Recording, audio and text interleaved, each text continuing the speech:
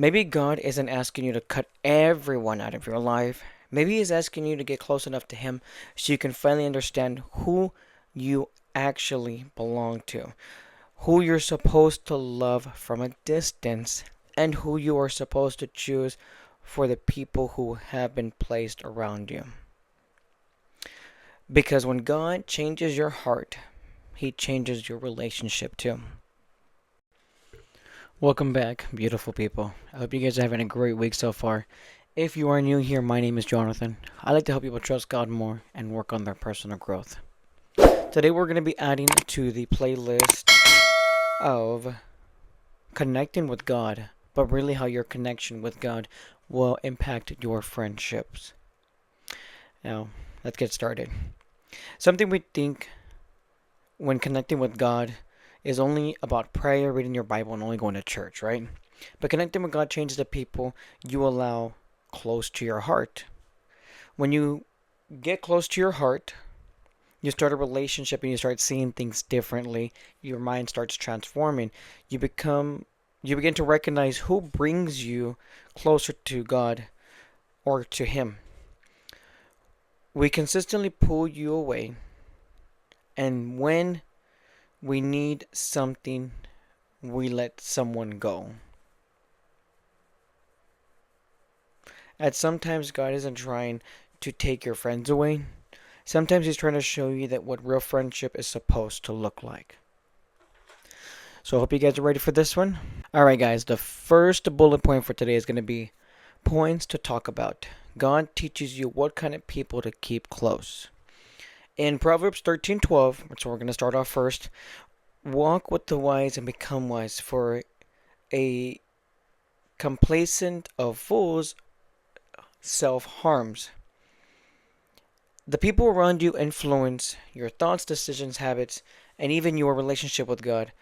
And connecting with God helps you become more intentional about who has access to your heart. I've said this before that discerning people is discerning whether or not this person needs to be 100% access to you or just a part, just a hello and a goodbye. You can decide where that starts and where that stops. But at some point, you need to understand that your relationship with God is going to be more important than how your friends see you. And if those friends do not see you okay, then that is okay. Everyone in your life is either going to come into your life to make or break you. And whether you're happy about it or not, life sucks. And I'm telling you from experience that you are going to have to keep trying and trying and trying and trying.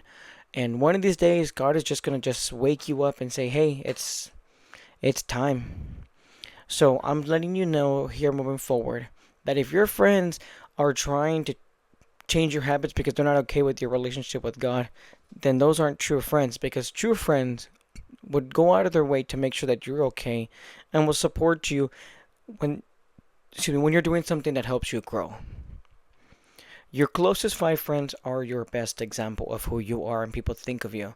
If your closest five friends drink, then they're going to think you drink. If your closest five friends go to church all the time and talk about God, they're going to think you talk about God.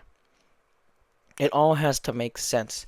Your work, your life, and your friendship, they all have to be on the same level. If they're not on the same level, then what are we doing? The second bullet point for today is going to be God teaches you to become a better friend. In Ephesians 4:32 it says, "Be kind and compassionate to one another, forgiving each other just as Christ forgave you." Connecting with God isn't only about asking, "Are these people good for me?" But it's also asking, am I being the kind of friend God is calling me to be? Because sometimes God doesn't want you to find better friends. He wants to make you a better friend. So you think it's just the people around me when it could be you in general. I learned this in ways in my life that make me want to question where I'm at and ask me, gosh, was I really a good friend then? Could I have been better then? And understand that your growth is going to be compared to what other people are going through. Your growth will be an area that people will look at and they will say, this person used to be like this and now they are like this. And I hear it all the time. People saying that, well, yeah, you used to be all cool and now you're all boring because you follow God. Well, if following God is boring to you, then I'll be boring all day, every day for the one who created me. You will find your community if this is not the right one for you. But your influence also is a big factor, and you just have to make one decision. One decision is going to impact you for the rest of your life. And I've been there, I've done it, and I understand that when you got to cut off people, you got to cut off people. There was an old friend that tried to come back into my life. I was thinking that it was a good idea, and something just hit me when we were done talking that it is not. It is not worth it. It is not for me to be chasing that friendship anymore. That chapter is closed. So sometimes you just have to just let it go. Alright guys, I hope you're enjoying the video so far. We're going to finish up here. Maybe God isn't asking you to cut everyone out of your life. Maybe He's asking you to get close enough to Him so you can finally understand who you actually belong to, who you're supposed to love from a distance, and who you are supposed to choose for the people who have been placed around you. Because when God changes your heart, He changes your relationship too. Thank you guys for being here today. If you ever need to reach out, don't hesitate. God bless you guys, and I'll see you in the next one.